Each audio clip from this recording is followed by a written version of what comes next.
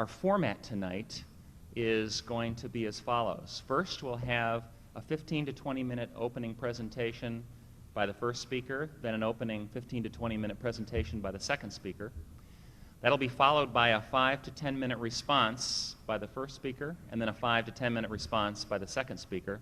And then we're going to toss it open to the question and answer time. I will have received the questions by then and read them out, and both speakers will be up here and free to interact in response to those questions until our time runs out. We'll be running till roughly 20 past 9 or so. So, on to the debate. First, I'd like to introduce to you our first speaker, Geoffrey Fieger. Geoffrey Fieger is the lead attorney for Dr. Jack Kevorkian. He heads the Michigan law firm of Fieger, Fieger, and Schwartz.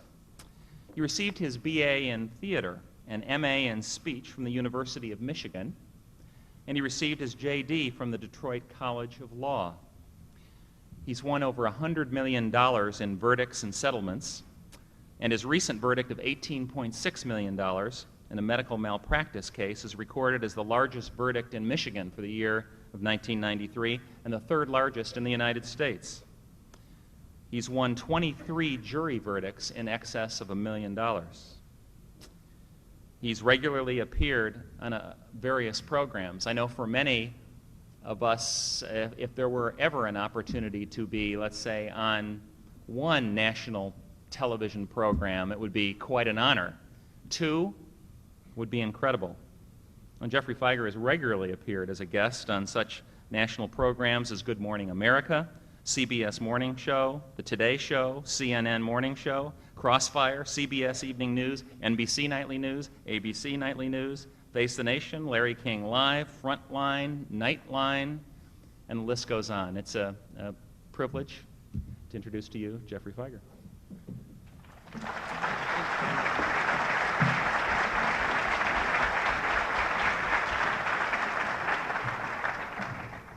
I get this little podium here. Ever go to this is a lot nicer high school than where I went. But you ever go back to school, you know, and everything looks littler, you know, the desks. Was I smaller then? Probably was. I'd like to acknowledge the presence of perhaps one of the world's, if not the world's leading neurologist, professor of neurology, and one of my good friends, Dr. Harold Klawans from Rutsch Presbyterian, who also testified in the Kevorkian case. Harold, thank you very much for coming. Where are you, Harold? Thank you. Is it hot? They say I'm full of hot air, but I'm not full of this much hot air. This must be what hell feels like, you know? Why does God get to decide who gets into hell? You know, that's not his bailiwick, is it? That can't be right. I mean, just think about it, you know. I was reading Mark Twain the other day. He says, you know, we've only heard one side. God wrote all the books on the subject. A girl up there said, don't you feel like you're being thrown to the lions? I said, well, that's kind of a weird juxtaposition here, right? You all know what it's like, right? You know, Masada, too. You know, what's that? Did you think the people in Masada went to hell because they committed suicide? I don't think so. I don't know that much about the Bible, but I know that a lot of people have died quite with knowledge of forethought of their death, whether it be by suicide or other means. And I don't know where the idea comes from that somehow that is antithetical to Christian beliefs. I really don't. I've studied the Bible, and I realize, of course, that things change, obviously. Christian beliefs appear to be based on prevailing political mores of the time, because obviously you understand that within the Christian beliefs, I mean, there have been popes who got married. The issue of abortion was accepted at some time. So obviously there's no absolutes in this, and I think that's probably most reflective in Christian beliefs in the United States, because the dogma of the Pope isn't accepted here. And in fact, as the demographics show, most Christians, most Jews, believe in the right of mentally competent, dying American adults. Not just American, but I'm just dealing in America here. The Dutch have been attuned to this for a long time. And that's not exactly a backward society. That's considered a progressive Western democracy, part of NATO. We trust them with our state secrets. They even have their own airline. So I doubt truthfully, you know, because I always hear these adjectives, you know, and it is propaganda. Whenever we hear the thing murder and the Nazis and, you know, that's just propaganda. And I'm thankful to present, I think, the more rational side of this argument, because I don't really think there is a rational argument to the contrary.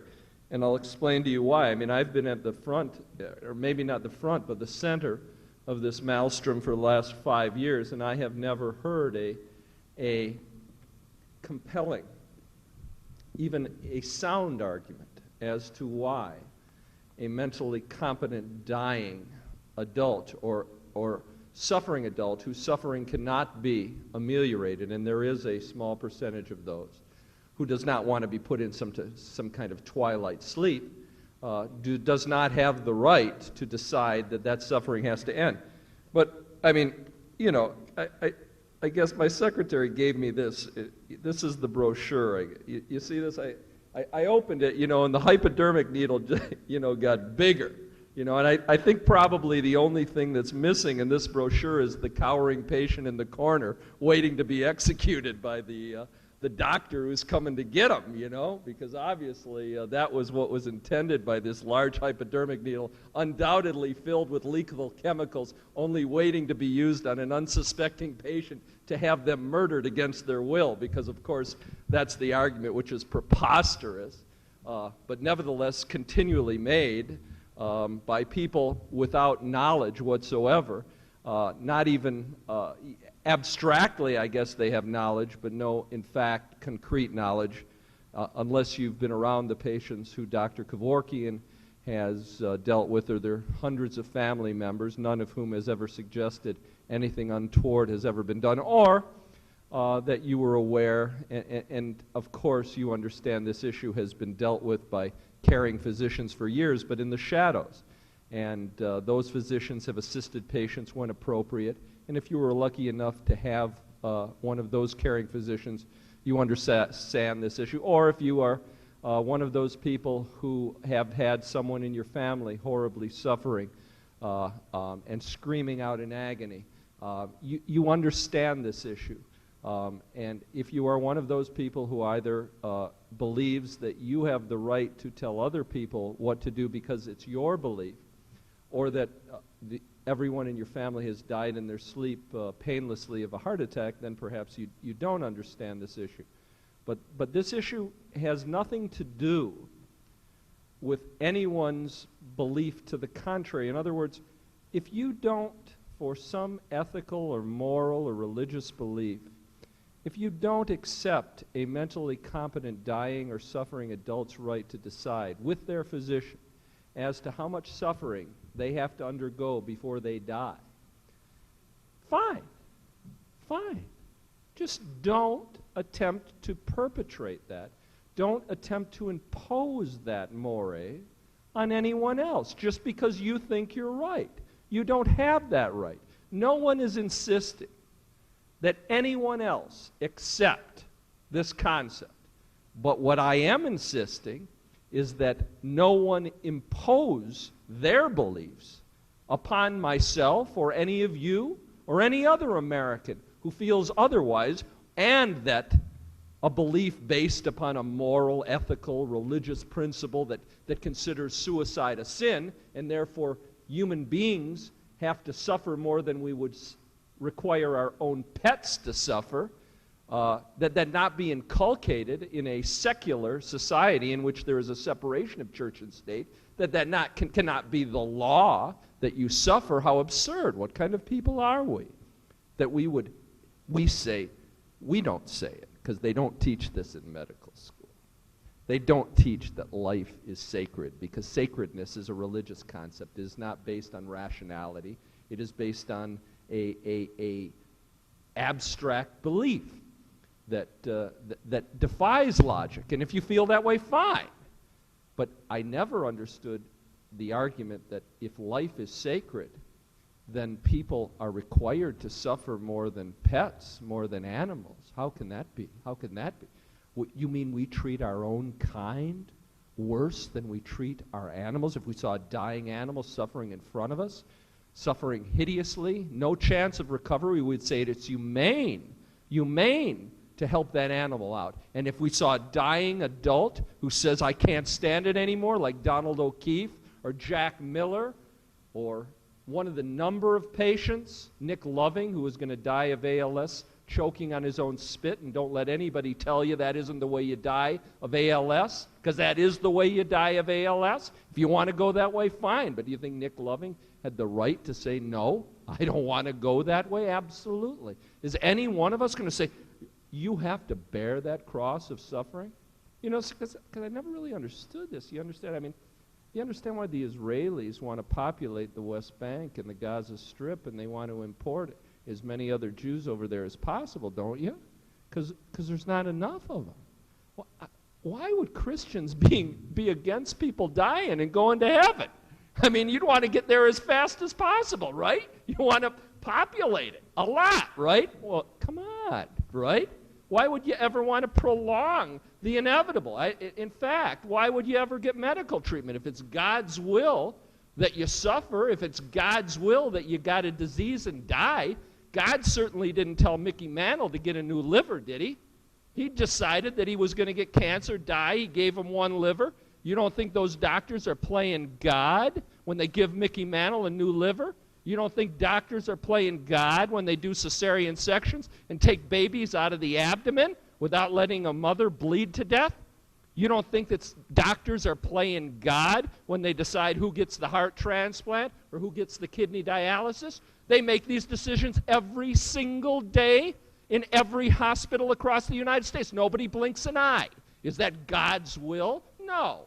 It's medical science's ability, and you understand why this issue is even discussed now, because up to very recently, if you caught a disease, you died. You didn't have the luxury of being kept alive for a long time and suffering. But now, because of the advances in medical society, and medical science, you have that luxury of being kept alive, perhaps interminably. And therefore, the right to choose to not suffer is inalienable. It's an American right. No government can tell you, and because of anybody's religious beliefs, and it's not anti-Christian. Where did they come up with this? You know, it's always, first of all, let's not use any of the pejoratives. Once you hear, you know, that Kevorkian kills patients or they're being killed, that's a lie. Okay, so that's propaganda. That isn't true. The patients end their own lives. Nobody kills them. It's a highly protected activity. There is no overreaching. There have been hundreds of family members involved. All family members had to consent. The script that Kevorkian goes through in terms of the protocol is rigorous. There is not abuse, but of course there's potential for abuse. You don't think there's potential? You don't think Mickey Mantle didn't jump to the head of the line and somebody else didn't get that liver, do you? You don't think Governor Casey out here in Pennsylvania jumped to the head of the line when he got a new heart and liver, did you? Of course that's abuse, okay? What laws protect against it? None. Are there any laws that tell you how to do a heart transplant? No. Any laws tell you how to do brain surgery? No. Gallbladder surgery? No. And certainly not this. Certainly not this. This is a right. You don't have to petition government. When do you think you gave away the right not to suffer? You think you have to go to government and ask for permission not to suffer at the end of your life? Do you really think so? Do you really think so? And listen, I'm not trying to convince any one of you that it's right for you. What I am, if you happen to disagree with what I'm saying, I am saying, though, is I am the bulwark against which, if you do disagree with me, you may not intrude upon my right to make the decision. You understand this country, the first flag in this country said, "Don't tread on me." You understand that? And I think that is perhaps the Christian ethic of all time. You know, the understanding that people feel differently. And understand that this ethics, it's kind of been turned around. This has been debated. The abortion debate is an identical parallel to this. And the only reason the abortion debate came about first, and it's already been decided, and it will not change. Even with the turn to the right of this country, I got news for you. You can see right now with the most conservative Supreme Court that you're ever going to see in your lifetimes, I guarantee it.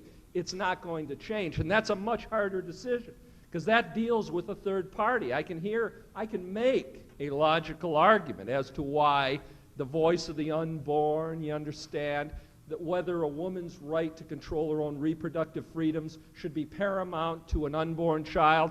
Of course, that I can even make a strong argument against abortion, even though I favor it. But on this, I can't make any logical argument why a mentally competent adult, not an unborn child, doesn't have the right to decide how much suffering they have to undergo before they die. And you understand, this is not anti-Christian. They always cite the Hippocratic Oath, which is not given in most modern medical colleges today. It hasn't been given in years. Kevorkian graduated in 1952 from the University of Michigan. Not exactly a backward medical institution. They didn't give the Hippocratic Oath. And believe me, the Hippocratic Oath was not written by Hippocrates, the father of modern medicine, who believed in assisted suicide. It was written, if you read Roe versus Wade, which is a highly studied review of where we came up with some of the things we call medical ethics right now. It was written by a sect called the Pythagoreans, hundreds of years after the death of Hippocrates. And so whenever it's cited, and if I'll probably hear it today, but obviously none of the people here who call themselves Christians understand what the Hippocratic Oath is, because if you did, your hair would stand on end, because it starts, "I pledge allegiance to all the gods and goddesses. Hygeia, Apollo, Asclepius, Panacea." So, I mean, you know, to subscribe to that, you've got to be subscribing to pagan gods, and you'd be heretics, you understand? So don't tell me about the Hippocratic Oath, because if you start talking about it, you're going to understand that it's a pagan document, and it has nothing to do with Christianity. And in the same line that it says, you know, you won't give somebody a poison, which I think is probably a proscription against committing malpractice, against their will, it says you won't give a woman a pessary for the means of committing an abortion. Well, how did abortion suddenly become legal and ethical? You mean it took some kind of septuagenarian Supreme Court judge, Harry Blackmun, in 1973 to declare it an absolute right? No, it was a right. And you understand, ethics sway with the wind. There's nothing unethical about abortion. Abortion didn't suddenly become or ethical because some Supreme Court judge said it was legal, it was the law of the land. It had to be always ethical. And this idea, therefore, of these medical ethicists making these decisions is just wild. I'd never heard of them. I had never heard of medical ethicists until I became involved in the Kevorkian case. And then, with all due respect to Dr. Pellegrino, who happens to be a medical doctor, and therefore he is an extremely rare species, because in the medical profession, most ethicists are not doctors. They're theologians, they're lay people. Can you imagine in the law some priest telling lawyers what was ethical? That's ridiculous. Or me telling an architect what was ethical? That's ridiculous. And I came upon these ethicists. And I said, what are these people? I'm convinced now they're the medical Merlins who justify their own existence to themselves and debate among themselves for absolutely no reason while society passes them by. They came up with this wonderful theory, for instance, on this active and passive euthanasia. You understand, if you're in America, now all of you accept this. You say it's okay, but there's a distinction without a difference. And, for instance, the right to life opposed this bitterly until Kevorkian came on the scene. But the idea of the living will says if you're comatose and you're attached to a feeding tube or you're attached to a breathing mechanism, and you write out a living will that says, if I'm ever in this condition, you can kill me, you can turn it off. Well, of course, they call that passive euthanasia. That's ridiculous. That's as active as any act which Kevorkian has ever engaged in providing chemicals or gas to end someone's suffering. But I guess it's more palatable to do it that way than to do it where a patient is looking the doctor in the eye and saying, I can't take it anymore. I'm suffering horribly, which is absurd. That's a distinction without a difference, and it's permitted in virtually every state in this country. And which is more subject to abuse? A patient who's comatose, where some relative comes out and says, Aunt Emma wrote this 6 years ago. It says if I'm attached to the tubes, you can kill me. Or a patient looking a doctor in the eye, as Nick Loving did, or as Jack Miller did, or as Marjorie Wantz did, or as Sherry Miller did, and said, I don't want to go to the end with the pain. I can't stand it. I'm mentally competent. I'm dying, and I'm suffering. Which is more corruptible? Obviously, the patient who's comatose. And then, when we've decided that, because apparently we're a society in which we're totally illogical, but having permitted comatose patients to make the decisions by way of living wills, we have these medical ethicists decide that we're going to start torturing the patients before they die, and then we decide that's ethical. Because you understand, Nancy Cruzan, for instance, that poor brain-dead girl who was attached to the feeding tube for years after an auto accident, her parents tried to disconnect her, and her nurse at the hospital said, oh no, we see the light of God in Nancy, and she'll get up someday and go to McDonald's, and eat. And of course she never would. And finally they took it to the Supreme Court, the state of Missouri, the Attorney General who's now in jail, doing God's work, and he won. He won. And then he comes back and said, I won. I can keep Nancy Cruzan alive against her parents' will indefinitely. And he says, well, but who pays for this? Of course you do, hospital. You do, state of Missouri, because you worked all the way up to the Supreme Court these many years to keep her alive. He said, well, never mind. We'll disconnect her. So they brought in the medical ethicists. And they said, okay, now we've decided we'll have passive euthanasia, we'll have active euthanasia. And passive euthanasia will mean that when they're comatose like Nancy Cruzan and attached to the feeding tube, it's okay, it's ethical. But if Nancy Cruzan was alive and suffering of bone cancer and screaming in agony and begging for relief, we'd say that as active euthanasia and we wouldn't let her do it. But we're going to let her do it now. Now let's decide how we do it, okay? And these medical merlins, these ethicists then got together and said, now the ethical way to do this is to starve Nancy Cruzan to death for 15 days while her parents do the death watch over her, having decided that she would die, and she would certainly die without sustenance, and she was brain dead except for some minor functions in the base of her spine, in the base of her brain. She would surely die. What kind of people are we that we would impose upon our innocence in the name of ethics, in the name of morality, in the name of acceptable medical practice, that Nancy Cruzan would be starved to death? What is this? What is this? I mean, are we real? Are we real? I mean, are we feeling, caring? I see you. See, caring people? Are we? This debate it was probably just as hot as this in that God-forsaking town in Tennessee when they were trying that biology teacher named Scopes for teaching evolution, when everybody knew that God created man in 7 days. And it was a crime to teach our young, fertile minds the fact that people actually evolved, possibly, from animals and weren't created out of grains of sand. You understand? And then years later they wrote the play Inherit the Wind, because nobody believes that it could possibly be a crime to teach evolution, do you? Do you think it's a crime to expand your mind, even if you believe in creationism? You understand? And then when Darrow was commenting on the death of William Jennings Bryan, he said this, and I'll leave you with this. And I understand. Believe me, you got plenty of time. Leave you with this. He who troubleth his own house, he who would inflict and require suffering upon his own kind, will inherit the wind, will inherit nothing at all. And the fool shall be the servant to the wise at heart. And you all be wise at heart, and we'll all be better off. Thank you very much.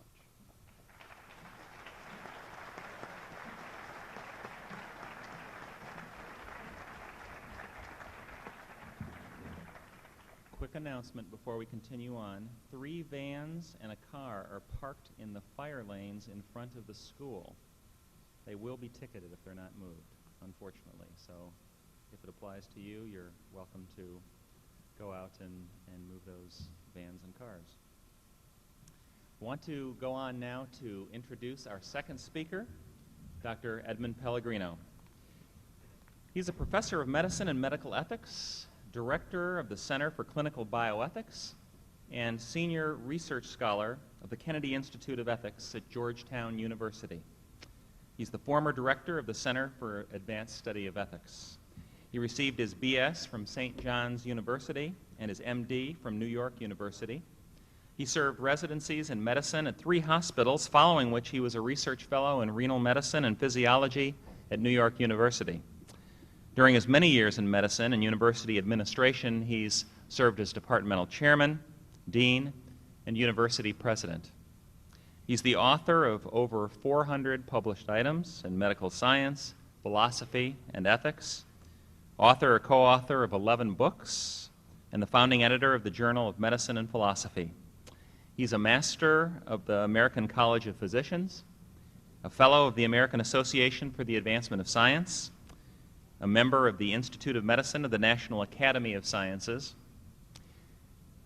Many of us would be thrilled and greatly honored to receive an honorary doctorate from a university. 2 doctorates, 2 honorary doctorates from a university. That would be incredible.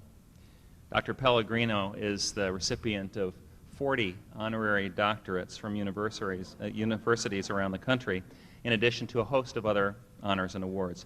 So it's a treat to have Dr. Pellegrino with us today.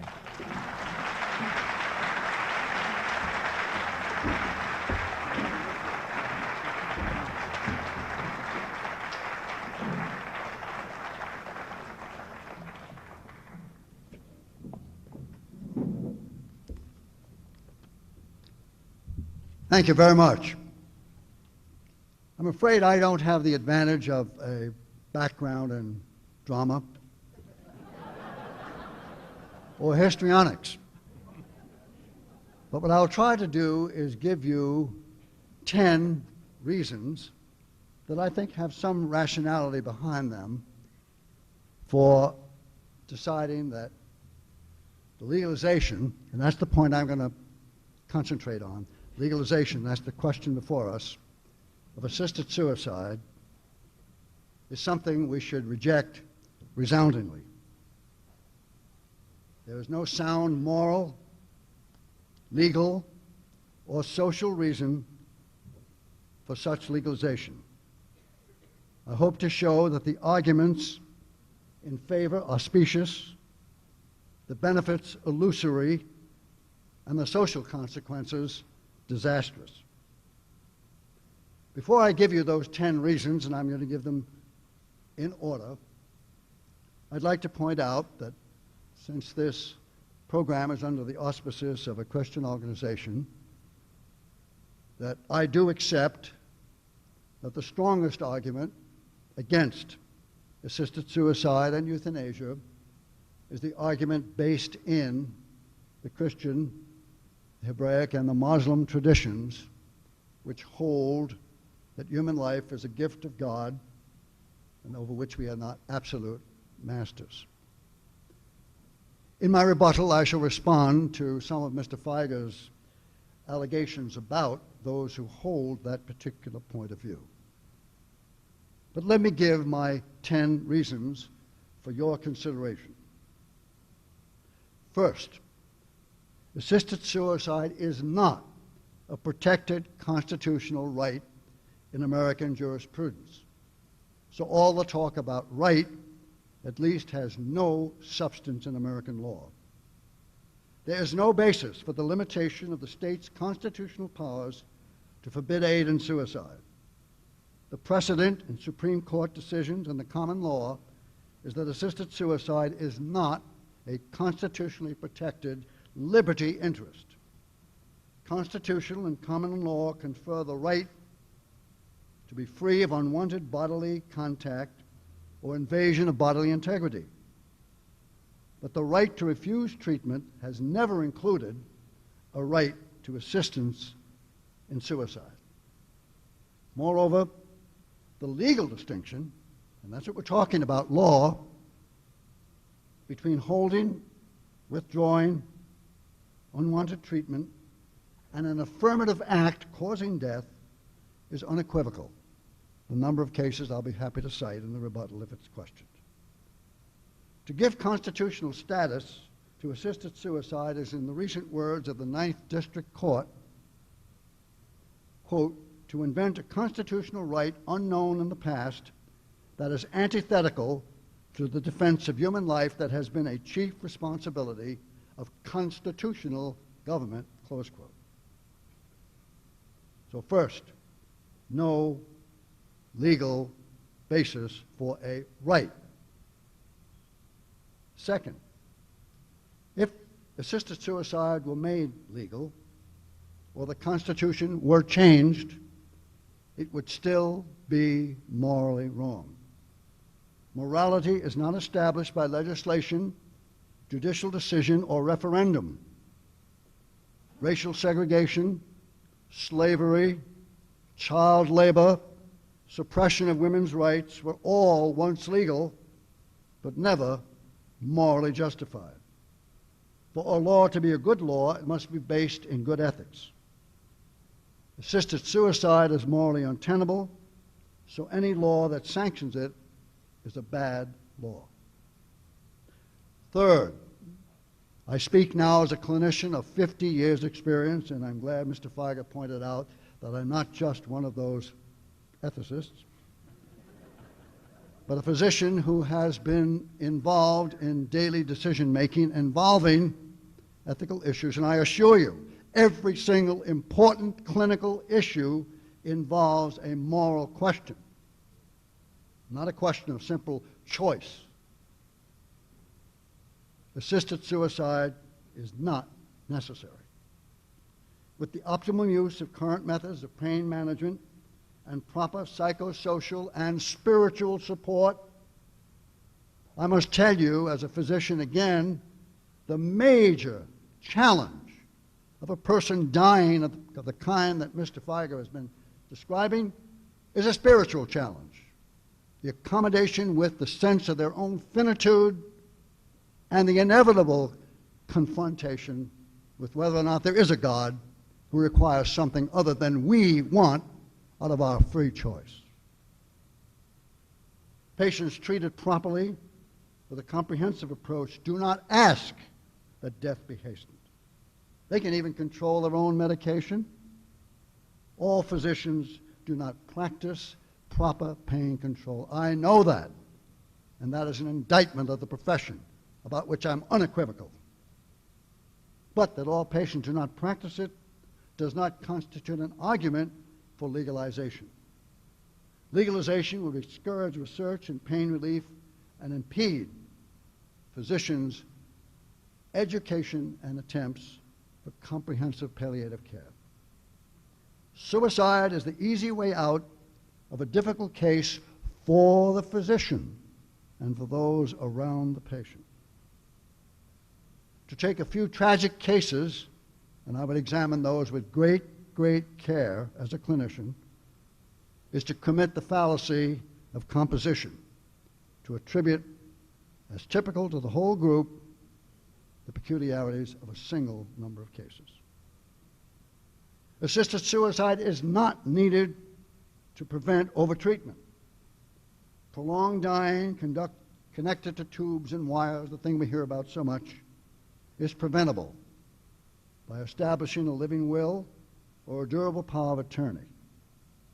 Patients can exercise the moral and legal right to refuse to discontinue treatment even when the capacity to make decisions is lost. The problem today is more often, I can assure you, in the clinical situation now, undertreatment rather than overtreatment. Judgments of the quality of life of other human beings made by those of us who are not experiencing the predicament of those human beings. And again, because physicians overtreat, is no logical excuse to terminate life. Fourth, suicide is not an autonomous choice. Patients with terminal illness are vulnerable to any suggestion that they are a burden to others. They already feel abandoned, alienated from healthy people, guilty for imposing on them, ashamed at their appearance and their weakness, and very sensitive to any suggestion that their lives are not worth living. If suicide is a legal option, the pressure to conform, to do the noble thing, the duty, would be extremely great. Nothing makes this more obvious than watching the Dutch television program. That wonderful program which was to convince us how free and autonomous the action was. Those of you who saw it, Mr. C's Van Direct de Jude, a patient with a degenerative nervous disease. Look at that carefully, I assure you. See who was making the decision. Who did all the talking? The physician, the wife, their impetuosity, their impatience, their urging. That poor man said very little about himself. Once you start that process in which you think you're in control, you've begun to lose control. Fifth, autonomy and self-determination that end in giving the physician the power to administer death, those are illusory. It is the physician, not the patient, who determines when treatment is hopeless, suffering is unbearable, and the patient is ready for suicide. Legalized assisted suicide grants physicians an enormous increment of power over that which they already possess. To argue that subtle or overt abuses of that power can be prevented by legislative safeguards is totally unrealistic. In the end, physicians will be the ones to interpret whatever criteria are established. Physicians, like other human beings, cannot escape their personal prejudices, their values, their notions of what is a worthwhile life, how much suffering they would undertake. But that's not the question. Moreover, studies show repeatedly the majority of suicides come from patients who have serious psychiatric depression. Terminally ill patients treated for depression often change their minds about wanting to end their lives. How much autonomy? Who's in control? Look at the data. Sixth, assisted suicide is not a truly compassionate act. For one thing, compassion is an emotion. It's a feeling of co-suffering. That's what the word means from the Latin, compatio, to suffer with. As an emotion, it's commendable, but not in itself a moral justification for any particular action. Compassion must be subject to reason too. Too many injustices, and you know them, have been perpetrated in this world by compassionate people doing good for other people and deciding what was good for them. Compassion also does not mean acceding to anything a suffering person requests, particularly if that request is death. True compassion requires asking why a person is so desperate as to ask for death, not to start them down the pathway of death. It means sharing the predicament of the sufferer, of the other human being, understanding the unique reasons, and helping that person confront and ameliorate the causes of suffering. And as an internist, I can tell you that this is a process of diagnosis like any other. Suffering and pain are two separable entities. Suffering is the response to pain. It's highly individualistic, and it's based in many, many other factors than the physiological response to a noxious stimulus, which is what pain is.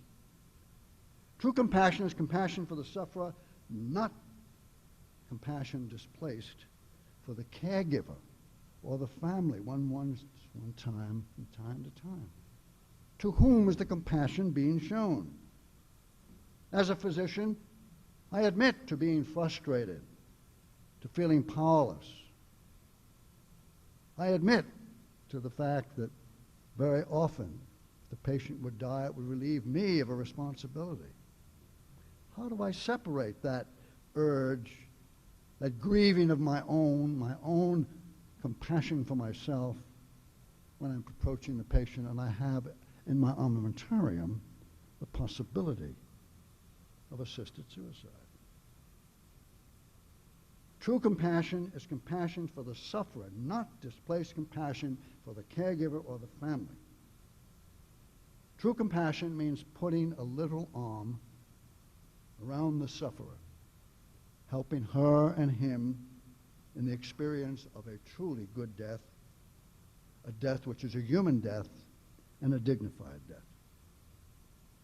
Assisted suicide is really a non-compassionate form of moral abandonment, saying to the patient, you've gotten to the point where we can't do anything. And who makes that decision? The physician. Timothy Quill, who I feel is more dangerous than Dr. Kevorkian, because Timothy Quill is seductive, he's kind, he's gentle, but he decides when the patient is ready. Dr. Kevorkian makes clear what he does, and I would rather deal with him than Mr. Quill. Death is the last act of a life, and the way we die may be our last gift to those we love. Shadowlands, that interesting movie which some of you I hope may have seen, shows how dying and suffering may be powerful, humanizing experiences. And you don't know whether it will be or not when you decide that you don't want to suffer until someone has helped you to see that dignity may be associated with suffering. This does not mean to seek out suffering. That's a non sequitur. That's an ad populum argument, bringing in something that stimulates emotion but has no reason behind it. Seventh, the slippery slope is no fairy tale. One needs only to look at the living social laboratory of euthanasia in that very rational country of Netherlands that runs an airline, which we hope is online, and I've flown on it. It's a very good airline. I like it. But the clear guidelines there have not prevented euthanasia without consent. In the Dutch government's own report of 1991, there are 1,000 cases of euthanasia without consent. And remind you, this is supposed to be voluntary. The gentleman on Dutch TV was voluntary with his wife making the decisions. 4,941 cases of excess medication without the consent of the patient, which by my count would mean 5,900 patients thereabouts killed without consent, when one of the conditions is voluntary consent. Since the report was published in the Netherlands, and I followed it closely, euthanasia has now been extended to infants, children, patients with psychiatric disorders, and patients with non-terminal illnesses, patients who are depressed adolescents. The psychological desensitization associated with administering death makes this incremental logic difficult to resist. Justice Cardozo, since this is the legal discussion, said any principle tends to expand itself to the limits of logic. Dr. Quill and Derek Humphrey both agree that 25% of the patients who are given assisted suicide by the wonderful new Oregon plan of writing a prescription for a lethal dose, 25% don't work, so be prepared for the plastic bag over the head. If terminating life is such a benefit, why should euthanasia be limited only to those who give consent? Why ask for consent? And the Dutch didn't. Even in passive euthanasia, some 20,000 patients were relieved of treatment without their consent. Clearly, infants, the senile, the comatose, the feeble, should not be denied this benefit if the logical cascade follows. If it's good, isn't it good for them? Why shouldn't we be beneficent? Eighth reason against it. Assisted suicide is not a dignified death. Sickness and suffering do not rob humans of their dignity. Humans have dignity simply because they are human. They cannot lose it because they are not absolutely in control of everything that happens to them, or because they are weak or disfigured or in pain. I've seen more dignity in persons who've suffered from chronic, intractable, disfiguring diseases than I've seen in those who have talked about dignity of other human beings lacking it themselves. The loss of dignity the dying or desperately ill patient feels is not the actual loss of his dignity as a human being. It is rather, and this is important for all of you to remember, the changed way those around him or her react to the plight. They're pity, and pity is not compassion. Pity implies distance. Compassion involves attachment. The withdrawal of those persons from the sick person. Surely it is difficult to see someone lying in their feces, someone who's in pain and disfigured and bleeding. The withdrawal, the compassion often arises out of distaste. The imputed dignity, which of course the patient senses and then does indeed feel that he or she has lost her dignity. We dignify a death by the way we confront it, no matter how wasted, weak, or wan we may be. Ninth, we're coming pretty much to the end. Assisted suicide is not a private matter. Not something, you leave me alone. No. All of us live in a relationship with other human beings. Nothing so dramatic as choosing death by suicide or asking to be killed is without impact on those around us.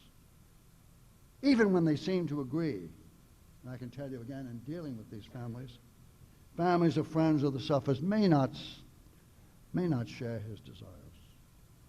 What does suicide say to family, friends, and to other sufferers about their own confrontations with illness and death? Justice deals not only with the liberty of one person, but the protection of the whole society against the depreciation of life, the preservation of which is fundamental value in our society and very much in the state's interest. Legalization of suicide depreciates the lives of the chronically ill, the handicapped, the aged, the infants. I see it in its most pernicious form because I make rounds regularly on the pediatric intensive care unit. And here is why I see quality of life decisions made by others about human beings who have no possible chance of saying what for them would be a quality of life. What hubris, what pride, what enormous self-assurance of one's omniscience. 10th, assisting in suicide is in direct contravention of what medicine is all about. Mr. Fieger talked about the Hippocratic Oath. The oath, yes, sir, is unequivocal. It raises no question whether it was Pythagoreans or not. It has been the major influence in the history of medicine. Margaret Reed, certainly no Christian believer, pointed with significance to the fact that medicine was one of the few professions from the very beginning that was practiced within an ethical confine. The oath is unequivocal. Neither will I administrate a poison. All right. Okay, let me come to the end. Cynical though we may be about the medical profession, and I'm the first to admit our failings, there is no way to avoid trust in the medical relationship. And to enter tacitly into that relationship is to assume that you are trusting the physician, and Mr. Fieger and all the rest of you are going to have to trust at some point. Do you want to trust a physician who has in his armamentarium the capacity to end your life and offers it to you depending on his way of looking at it? I submit, therefore, that A, the law reasons for it are specious, that the benefits are illusory, and the social consequences are disastrous.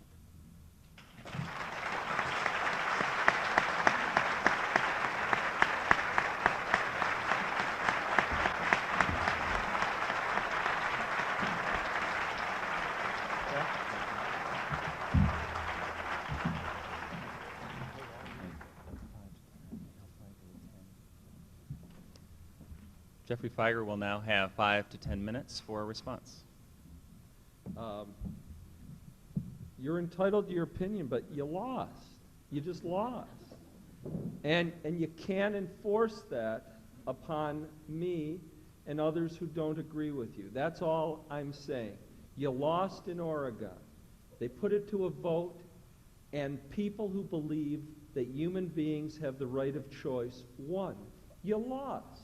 Period. And you'll lose in every state in which fairness comes to be. You know, if you want to, for instance, the attorney generals in California and Oregon, they had a vote out there Those state statutes lost by a vote of 52 to 48, and of course the Catholic Church came in with $10 million and produced TV ads of very similar to this, where the patients were cowering in their hospital rooms where a doctor, actually he looked a little like you, was coming in with the syringe to kill him. You had sort of that look on you, you know, because I don't want you standing over me when I'm suffering telling me I got to suffer because you know better than me. You understand? You know, George Bernard Shaw said that anything worth saying is worth saying in an irritating manner because people don't listen to you unless you're irritated. I'm serious. If you say it in a palatable manner, and I'm sure that, you know, there were a lot of, you know, in the law, and I know you might have received some honorary degrees in the law, doctor, but I guarantee you haven't studied the law because besides Oregon, which is the law of that state, there's far more judges who have decided that this is a right, and it's not a right that we had to get from the state or the country. It's a right that we've always had, just like nobody told me that I could wear a blue shirt today. It's a right. Nobody tells you when you can go to the bathroom. You didn't have to ask the government to do that. And dying is as natural an act as anything else. But we have a saying, you know, what you say, there's something in the law called res ipsa loquitur. The thing speaks for itself. And frankly, doctor, you do speak for yourself. I mean, you speak for a particular point of view. And all that I don't think you understand, because obviously you said the most important argument is your spiritual belief that this is a sin. That blinds you to understand that other people may not feel the way that you do, and we have an absolute right to control our own destiny. I'm always curious about this too, you know. I mean, nothing made you right. We've had civilization for about written where we know about it for about 4,000 or 5,000 years.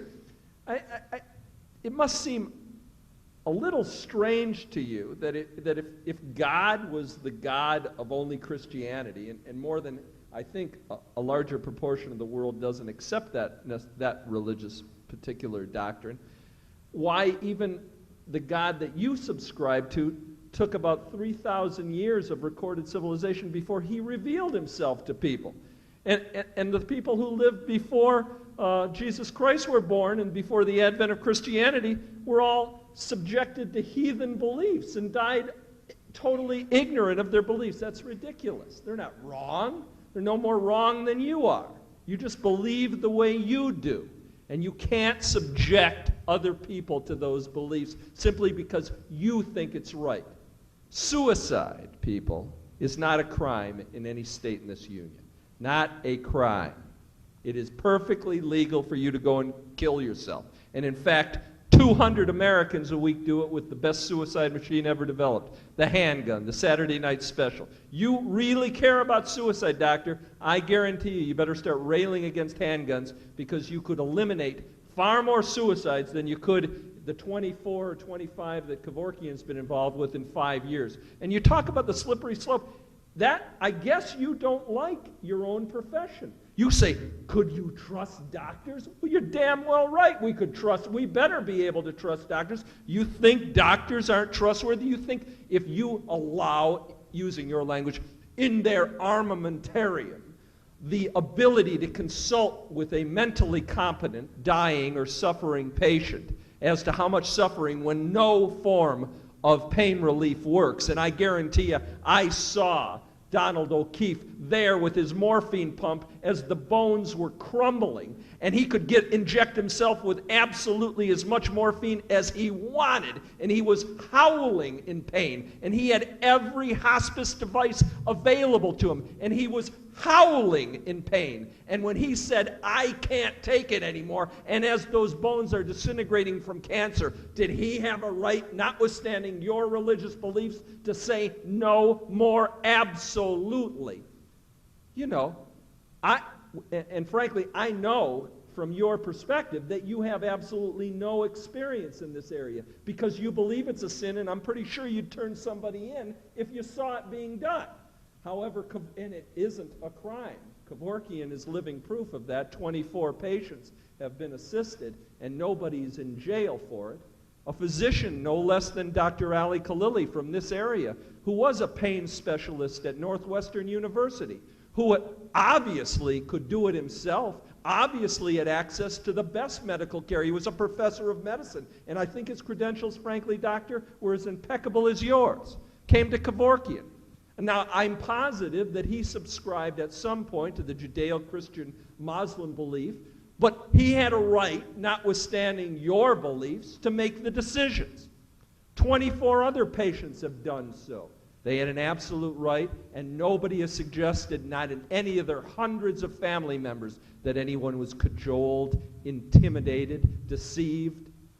And you understand, you talk about the slippery slope, which means if you give doctors any power, they'll start killing you. They'll become killers. You understand, if you allow people to drive automobiles, you'll have 50,000 deaths a year on the highway. You understand that, and 25,000 of them will be for drunks. We can't allow people to drive, can we? 50,000 slaughtered a year. Since Kevorkian came on, that means 250,000 of us got slaughtered. You can't allow you to drive and park your vans out there. You'll abuse the privilege, right? And we can't allow Americans to bear arms, can we? Because 25,000 of us will be murdered every year by guns. That means 125,000 in the 5 years since Kevorkian helped 24 sick and dying mentally competent adults. Well, that's the slippery slope of guns. Nobody does anything about it. You say, oh, we're Americans. We have a right to decide. Well, I guarantee you, no government, and notwithstanding the kindest, gentlest doctor, even if you think otherwise, does not have a right to crawl into our sick beds at the point at which we say the disease has won and say that you're a living, breathing, dignified human being and therefore you have to suffer. And finally, you must be kidding me about the way people die, because most Americans don't die with their children and their family around them in some pastel-colored bedroom with light music and a little turned-down lights while the angels surround them. They die in urine and feces-soaked beds, alone in nursing homes and hospitals. If they're lucky, I mean, it's the rare exception that you have a doctor with you, let alone a nurse. That's how Americans die. That's not so dignified, and nobody blinks an eye, and tens of thousands, if not hundreds of thousands of us die exactly like that. You want to address some issues of dignity, you address those issues first because it intrudes upon your particular religious belief. You start attempting to perpetrate and impose that particular belief upon someone who says, fine, you have a right to believe it, you just have absolutely no right to impose it upon me. Thank you very much.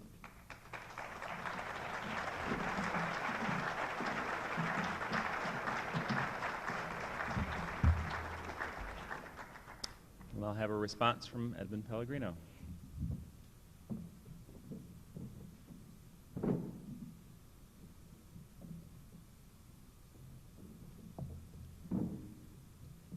Well, we've had a wonderful demonstration of the trial lawyer discrediting the expert and the witness.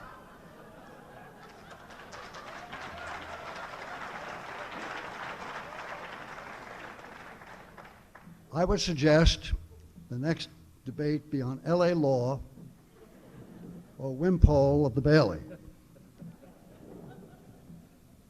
Or Mr. Clarence Darrow in the Scopes trial. First of all, Mr. Fieger accuses me of imposing my religious belief, and that's a religious argument. I fear he doesn't know what a religious argument is. Once did I quote Scripture? Once did I quote a pope? Once did I quote an encyclical? Once did I quote a church synod? The fact that my conclusion is congruent with the point of view of the Judeo-Christian tradition does not by that fact vitiate it, number one. So not a religious argument, and that should disembowel all of your talk about my imposing on other people. Second, Mr. Fieger has committed most of the rhetorical fallacies you'll find in a preliminary book of rhetoric. Let me read them to you. Argumentum ad hominem, attacking the person, not the idea. He did not engage a single idea. He reasserted everything he said in his first presentation. Argumentum ad populum, appealing to the emotions. Prejudice, name-calling, sweeping condemnations of religious people, imposing on other people. I'm sorry you didn't use the word inquisition. That's usually in these discussions. Overlooking alternative explanations, assuming the whole as the properties of the parts, generalizing from these cases whom he thinks he knows better than I do after 50 years of taking care of dying people and knowing something about it. Perhaps more than Dr. Kevorkian, who is a pathologist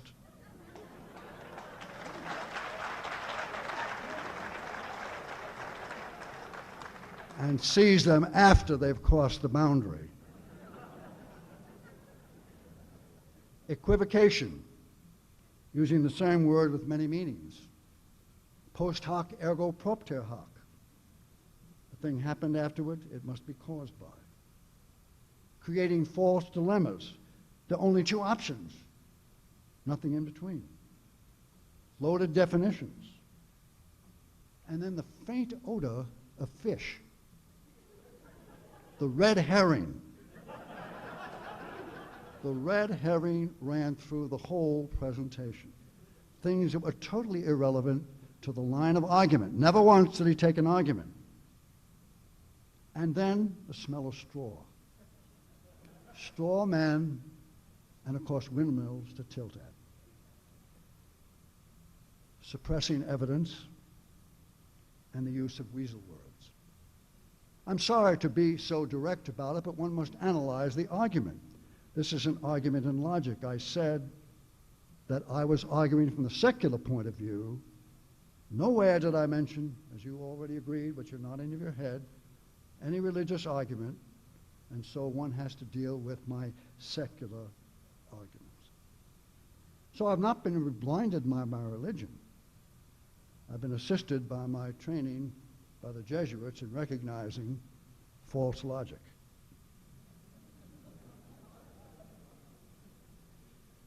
I was very interested in the way Mr. Fieger judged God.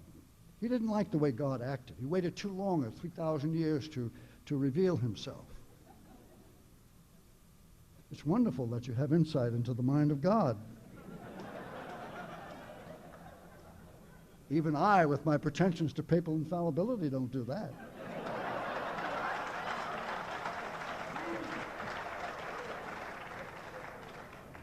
The man with the crumbling bones. Yes, I know. I don't mean to trivialize that.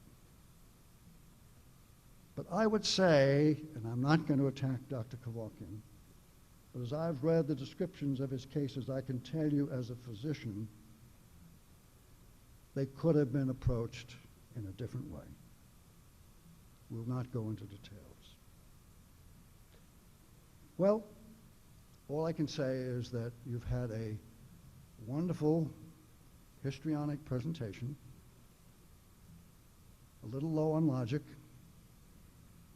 appealing, and I don't mean to use the argumentum ad hominem, but when one uses that argument, one then is justified in responding in kind. Thank you.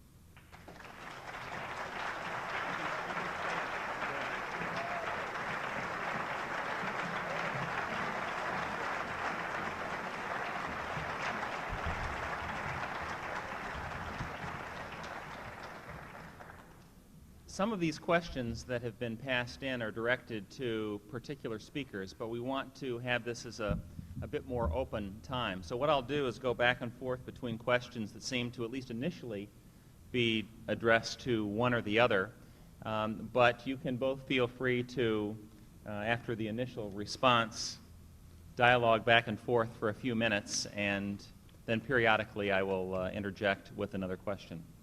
So the first question goes to Geoffrey Fieger. We heard figures in the vicinity of 1,000 people in Holland who were mentally competent but were put to death without their consent, according to the official government studies that have been done. Does that not argue against the practice socially? Utter lie, utter propaganda. You know, you have somebody say it. You think the Dutch are the stupidest people on the face of the earth? In the face of such evidence, which the propagandists claim here, which isn't true, which is an absolute and utter falsehood and lie, the Dutch have liberalized and expanded the availability of euthanasia. Now, unless the entire Dutch society, and remember, the Dutch Medical Society permits euthanasia, and the entire Dutch Medical Society can't be unethical, and the entire Dutch society as it exists can't be absolutely crazy, because apparently over here on this side of the pond, we got experts like Dr. Pellegrino who have proof that 1,000 people without their consent are being executed, and yet the Dutch, apparently ignorant of these incredible statistics, instead of constricting the availability and instead of outlawing it, are liberalizing it. So we must conclude on the basis of that, if Dr. Pellegrino's statistics are right, that the Dutch have lost their mind and are savage murderers, or, more to the point and more likely, if they are a considered reasoned, rational society, that the figures given over here on this side of the pond by alarmists and propagandists are lies, which they are. They're utter, complete lies. Or all the Dutch society is crazy. Take your pick.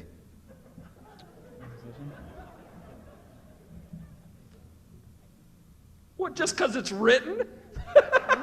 Listen, I don't, this is just, I mean, because you claim it's written. I present in evidence, this is precisely from the Dutch Remmelink report of I'm not going to hit him, don't worry. Just going to make sure, that's all.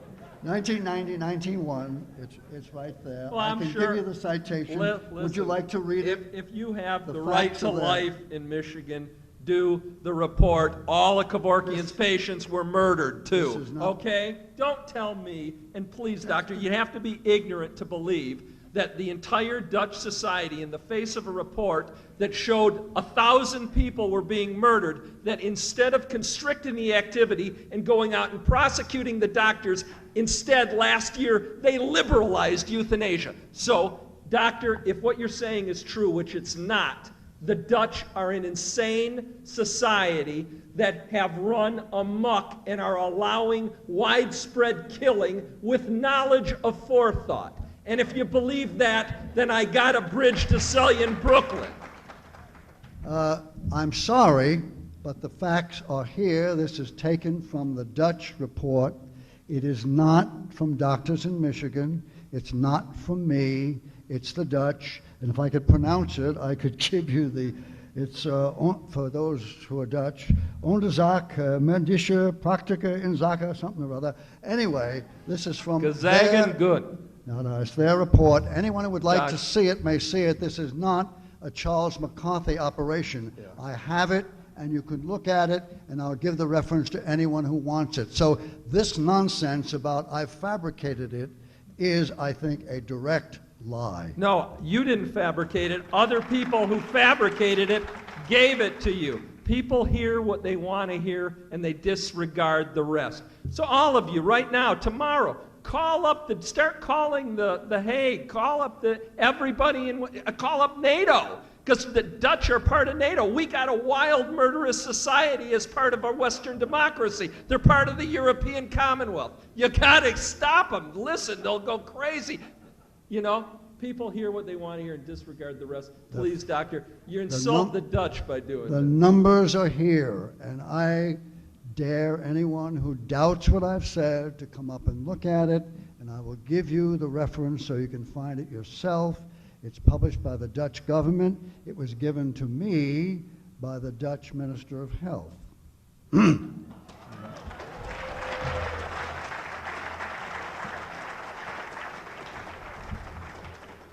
How did he explain to you that the government liberalized it, Doctor? Tell me what the Dutch Minister of Health told you as he's handing you the report saying we murdered 1,000 people involuntarily last year, but we liberalized euthanasia. Tell me what he said to you while he handed that to you. I can tell you what they said. They said that this was an evidence of their compassion.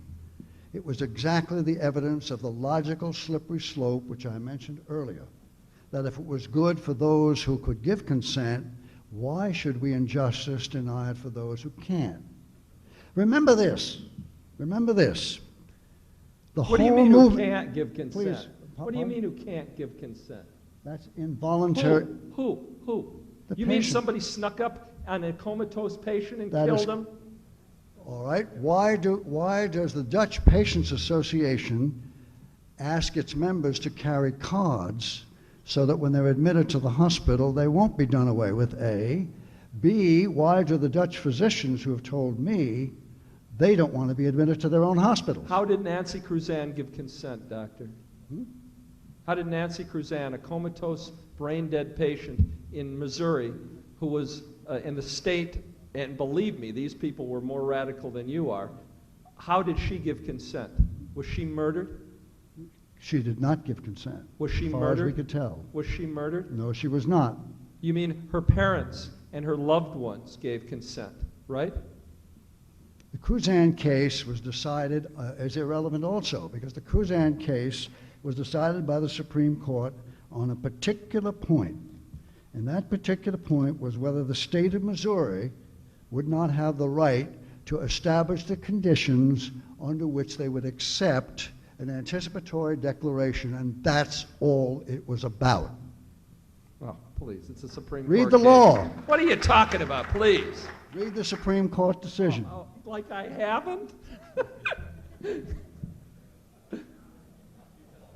Read the Supreme Court decision. That isn't anything like what it says. Let me bring out another question that's come up. It's reflected in a number of these cards. People are interested. There's been so much talk about rights language here, and people's right to do this or right to do that.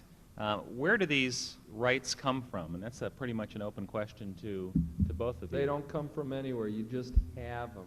Nobody gave them to you. You were all children. You're right. Where did the right come from to let you go to the bathroom anytime you want? Huh? I didn't see anybody raise their hand when they wanted to go to the bathroom and ask me. Where did that right come from? Where did the right, do you think you got a right to die and somebody can take it away? Because if you do, I'll be the first in line to give it up. Nobody's got a right to die, and you don't have an obligation to die. You're just gonna die. It just so happens that you got a finite existence in this world. And there is, I mean, you can believe that there's some paternalistic God who gives you everything. That's fine. Just don't tell somebody else that they got to believe that, and that they got to justify what I believe to be irrefutable logic, that a right exists in all of us without anyone else giving it to, at least I don't believe anybody else gave it to me, for me to decide how to conduct my life as long as I don't hurt or impinge upon anyone else.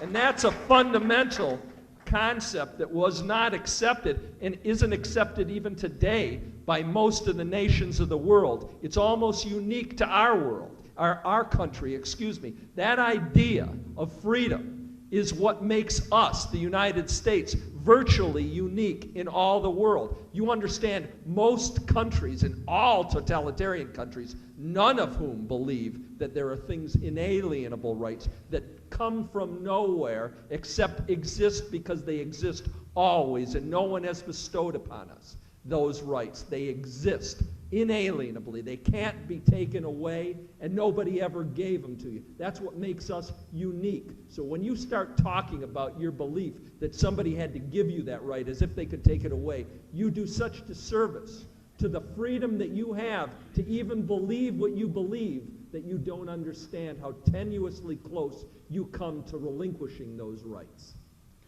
Let me just recall that the object of this debate is the legalization of assisted suicide. No, it's not, because it's already legal. I mean, it's nothing. That's like saying the object of this debate is the legalization of going to the bathroom or the legalization of breathing. The object of this debate is to to educate you that you have an absolute right at the end of your lives or while you're suffering and it can't be controlled to make decisions without anybody else telling you that you have to do this, that, or the other thing.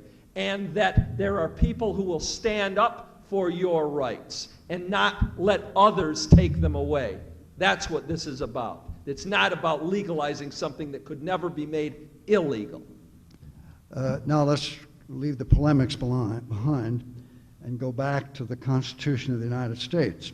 I hate to do this to a lawyer, but there is no basis for a limitation of the state's constitutional power to forbid aid in suicide. The precedent in Supreme Court decisions and the common law is that assisted suicide is not a liberty interest. As a lawyer, he knows what I mean when I'm talking about a constitutional liberty Doctor, interest. the Ninth Amendment to the Constitution says all rights not specifically given to the government. That means all rights not specifically enumerated in the Constitution. That means what the government can do are reserved by the people. And nobody ever gave the right not to suffer or to die away. All rights not specifically provided or given to the government are reserved to and by the people. That means that if you didn't give it away in the Constitution, and there's not a word about a suicide or assisted suicide in the Constitution, you possess it and you don't have to ask for it back. That's what the Constitution says, Doctor. Please don't argue about me with the law, Let me because you'll lose. Let me finish my statement, if I may. If I may. Go ahead. Constitutional and common law confer the right to be free. You have to agree with this. It's the 14th Amendment. You remember that one. Unwanted bodily contact or invasion of bodily integrity. The right to refuse treatment has never included a right to assistance in suicide. This is precedent. Precedent has something to do with American law. Moreover, the legal distinction between withholding and withdrawal is well drawn. Roe versus Wade is precedent too. You don't agree with that. Would you just wait until I finish? I want to quote the 9th District Court. We do have some jurists who disagree with Mr. Fieger. To invent a constitutional right unknown in the past is antithetical to the defense of human life that has been a chief responsibility of constitutional government. You argue with Judge Newman, not with me. Who's Judge Newman? Noonan. Oh, what's his You first know name? who That's Judge Noonan is. Judge Noonan, what's his first name? John Noonan. I happen to know him personally. Two judges in the Ninth Circuit and one disagreed with them, who overruled Judge Rothstein in the Compassion in Dying, who's the federal judge in Washington State, who said there is an absolute right, and in a country which permits women to make decisions about their own reproductive rights, and we resolved the rights of the so-called unborn in favor of the right of a woman, absolutely no logical or rational argument could ever be made that a mentally competent dying adult in America doesn't have an absolute right to decide how much suffering they have to undergo without government crawling into our sick beds and telling us to suffer, period. Red herrings. Oh, please. Well, they are. Red herrings? They're not relevant to the question. Then I'm going to open up a fish store. Well, you should. I think you've got a great start. Because I'll tell you, I got a great supply of them. We have a final question for each of the debaters here. The first one goes to Mr. Fieger. Would not assisted suicide, if it became legal and thereafter fairly common, become not only an accepted but socially expected procedure as a result of economic and peer pressure? Of course not. What do you mean? I mean, you mean you're expected to kill yourself? Since when? I mean, I don't want to die. I'm 44 years old. You think all of a sudden when people suddenly change, you think any of you see, you don't understand. If you feel good enough to come here, you don't understand how it must feel at the end of life when the suffering is so great that death, and understand, I ask Kevorkian this all the time, what do you learn? What have you learned about this? I mean, you've been with patients from all walks, races, creeds, religion. What have you learned? And believe me, religion went out the window at the end of this. What he learned is that these patients, at some point in the suffering process, at some point, undefinable and really inconceivable to any of us who feel well enough to even walk into this room, the prospect of entering that great unknown is far more desirable than to continue to suffer here. All of us are going into that good night, people, and some of us not so gently. And we all have an absolute right to decide. We have a right also not to be cajoled. We have a right to be protected against somebody killing us, and there are laws to that effect.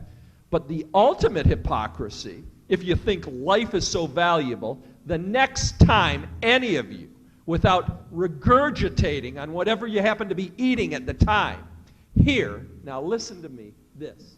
If physicians think life is so sacred, and physicians like Dr. Pellegrino think life is so sacred, that there is something simply that can't be described about requiring the suffering to go on, that gift to all others who survive, then the next time that they're up at your state capitals, rallying the legislators to make them immune from killing us with good old-fashioned negligence, and not being able to sue them for every dime they have because they think life is so sacred. But if they kill you the old-fashioned way, if they're drunk, or if they cut off your arm, or if they ruin your life, that we can't sue them, that is the ultimate hypocrisy. And do you understand? They're all up there saying, well, when we kill you the old-fashioned way, life's not so valuable. But because we think that life is sacred, any doctor like Kevorkian who helps you when you're dying and you're begging for the relief, you should put those doctors in jail. Now, what kind of hypocrisy is that? That is lunacy. That is lunacy. So if you're going to argue about the sacredness of life, you better eliminate all these caps on damages where you value life at $250,000 because we don't want to get sued anymore. That's ridiculous. Dr. Pellegrino? That is the response I would expect from from a lawyer who seems to have made a lot of money by winning cases in malpractice law. The second point I would like to make is that since you, on the one hand, accuse the physicians of this tremendous hypocrisy, and on the other hand are willing to give the power to administer death, don't you think that's a little bit contradictory? No, not at all. I just think that the political hierarchy of your medical profession is corrupt. I think most doctors are ultimately trustworthy. That's an interesting dissociation. Who makes up the American Medical Association? Politically Doctors. corrupt. That never, in the history, just listen to this, people. In this century, the American Medical Association has been against the dissemination of birth control in the male and had Sanger go to jail, against the teaching of evolution, against women in medicine, against abortion, against group practice. They were even against Medicare and Medicaid, said it was a communist plot. You try to take it away from them now, they'd kill you. You understand that? That's the august American Medical Association. And those are the people you want to give the power to administer death. No, just regular doctors. They agree with you, doctor. It's not the politicians. You're mouthing the politicians' point of view. You're not mouthing what real doctors who really practice really think. Some more argumentum ad hominem. I happen to be a real doctor who really practices.